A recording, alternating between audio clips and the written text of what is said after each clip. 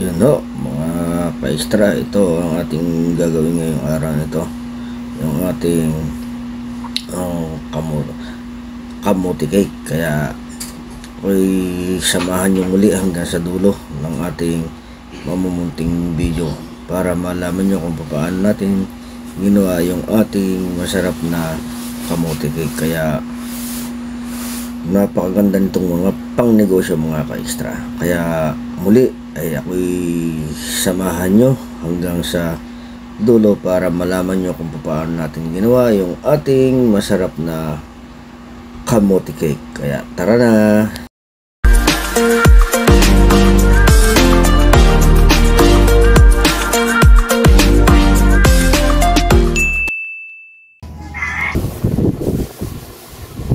Magandang araw muli sa ating lahat, mga ka-extra. Ito yung ating gagawin ngayong araw na ito. Ito yung ating kamote. Ito ay hindi ko na pinakita sa inyo. Ito yung nailabon ko na. Babalatan na lang natin. At ito yung ating baking powder. Siyempre may ito. Yan. Dalawa lang ating gagamitin. At yung ating condense. Yan. At yung ating evaporada. Yan. Ay, simula natin balatan ang ating kamote. Ako nga pala malinis yung kamay, mga ka-extra. Nagbugas na ako bago ako umakyat dito. Ayan. Kaya samahan nyo ko para malaman nyo kung ano yung ating gagawin masarap na lulutuin o gawa dito sa ating kamote. Ayan. Mga 1 kilo siguro itong ating sa laptop. Ayan. Ito yung ating gagawin yung araw nito. Kaya simulan nating magbalat. Ayan. Madali lang naman itong balatan. At ito ay malamig na. Inalamig ko na rin muna ito bago ko siya binalatan. Tapos itong mabalatan natin mamaya ay atin siya dudurogin.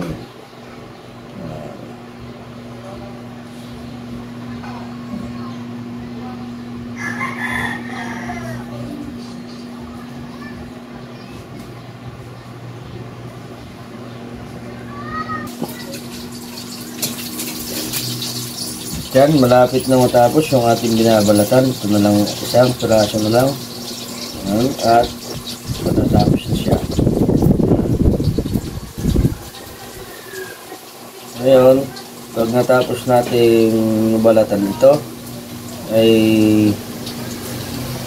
ating dudurogin itong ating kamote. Kailangan durogin natin ng pino. Ayan. Kaya nga natapos natin balatan ay atin naman siyang dudurugin ng ganito. Kailangan ay matirat natin ng pinong-pino yan. Ayan, kagaya nito. Ayan.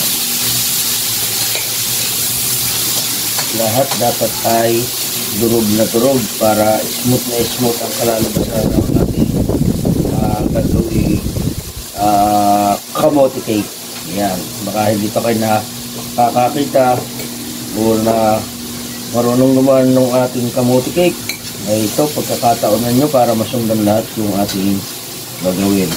At ako nga pala ay nagpainit na ng ating tubig sa ating gagawin kasi ito ay ating i-steam lang ang paggagawa.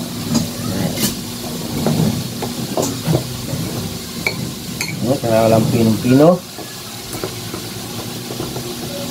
ating pagkakatulog dyan para maganda. Smooth na smooth ang kalalabasan ng ating kamote cake.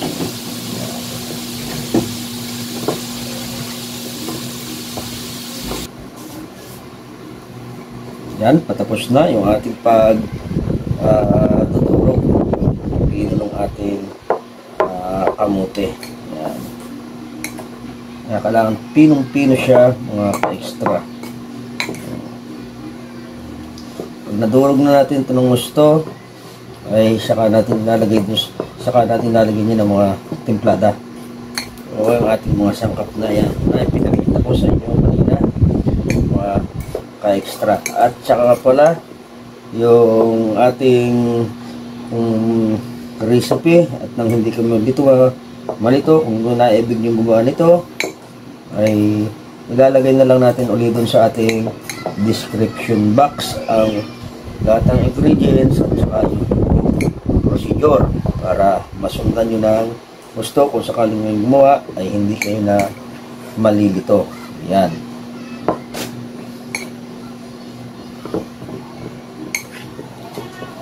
Siyempre habang nagawa kayo o nanonood sa aking channel, ay huwag nating kalimutan na share, like, at siyempre subscribe yung ating channel at nang malayo ang marating ng inyong extra sarapes at sa mga naiibig na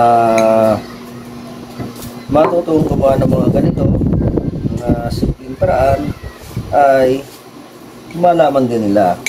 Ayan.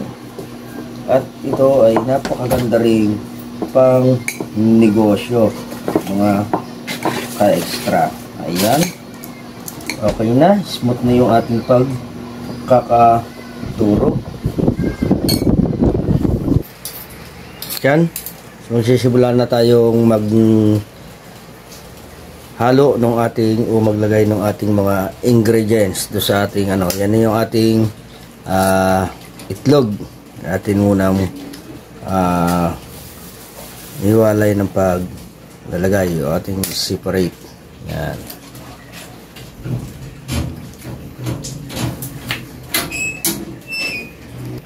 At yan, ibuhos na natin dyan sa ating kamote na dinurog. Tapos nyan, ilagay na rin natin yung ating evaporada o yung ating gatas na evaporada. Ayan. Ayan yung ating gatas na evaporada. Half cup lang yung ating ginamit dyan. Ayan. Tapos ating i-mix ngayon.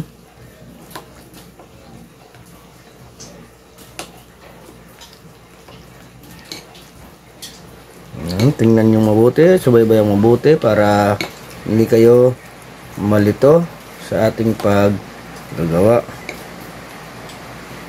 Tapos yan naman yung ating condense. Nilagyan ko yan.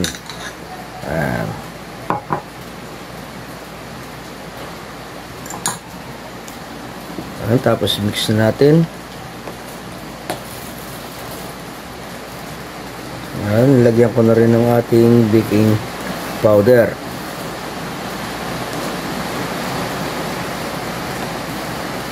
Nako, umulan pa.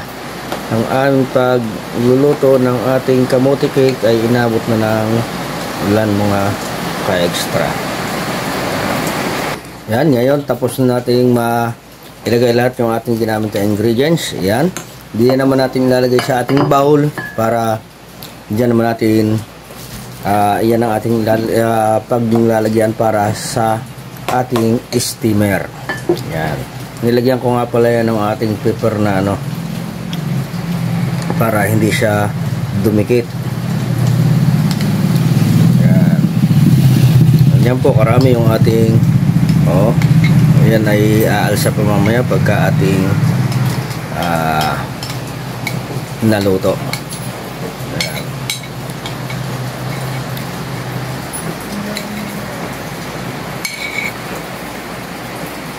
Yan, matapos natin ilagay dyan, siyempre maghahanda naman tayo ng ating paglulutuan. Diyan na rin natin lulutuin sa ating itatabi lang natin na konti yan, ang ating mix niyan, at lalagay natin dyan yung ating steamer.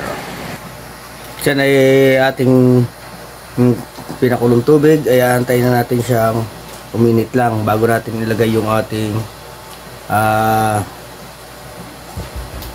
ginawang yung ating tinimplahang kamote.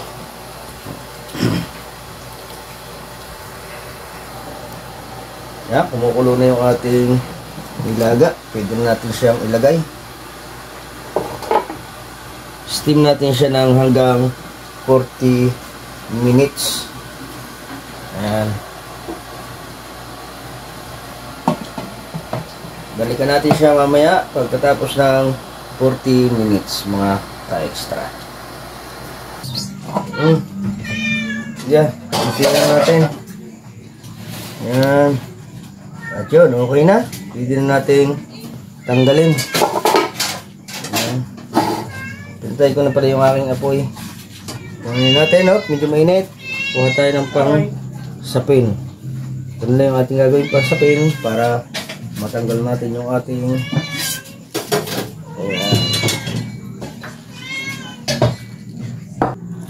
Diyan, okay na siya. Napakaganda. Medyo palalamig-lamigin natin ng kaunti para bago natin siya tanggalin. Ayan. Kaya mga ka-extra sa gustong matuto ay ito na pagkakataon nyo. Ayan. Maraming salamat muli sa inyong walang sawang pagsubaybay sa ating Mamuntin channel, at huwag natin kakalimutan na i-share and like yung ating video. Ayan po, napakaganda. Ayan.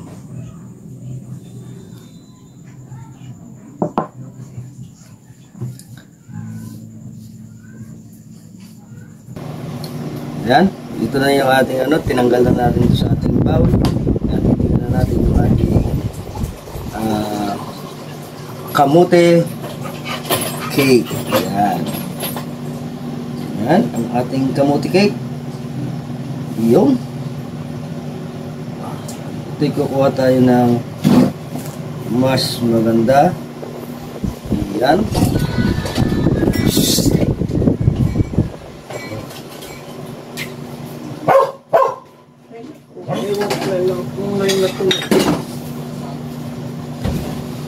Ayan ang ating masarap na kamote cake na ka-extra.